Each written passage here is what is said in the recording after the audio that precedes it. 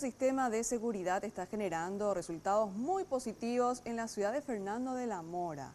Se trata de una aplicación del botón de pánico que cada vez que se lo activa, comunica directamente con las patrulleras y las comisarías de la zona. Mauricio Durán tiene más detalles de esta información. Te escuchamos, Mauricio, adelante. Así, compañeros, si hace un año aproximadamente existe en la ciudad de Fernando de la Mora algo que se conoce como botón de pánico digital y que aparentemente ha mostrado buenos resultados, ya que probablemente Fernando de la Mora es una de las pocas ciudades donde sus habitantes dicen que no hay tanta inseguridad o que se ha reducido de forma importante. ¿En qué consiste este botón de pánico? Vamos a escuchar lo que mencionaba uno de los ingenieros a cargo del diseño de este sistema. Esto es lo que decía. Le suena a la patrullera, le suena también a los vecinos en forma simultánea.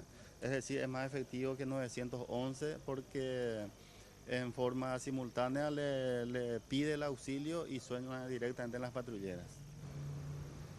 Inclusive hicimos una prueba y el ingeniero agregó mi número al sistema a través de la computadora como si fuera que yo era un comisario y él daba la alerta a través de su teléfono, seguramente ya lo tenemos en imágenes, y posteriormente se veía cómo el mensaje me llegaba a mi teléfono celular, inclusive con la dirección y el punto exacto a dónde debía ir la patrullera. Este mismo mensaje también se envía a la patrullera que esté más cercana, de manera a que pueda llegar hasta el punto, además de sonar una alarma.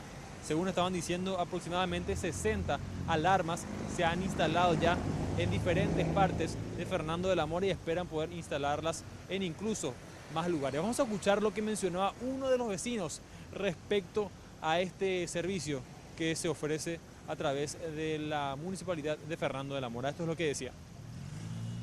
Realmente tiene fruto. ¿Qué, por ejemplo, dicen los vecinos que ya tienen este sitio?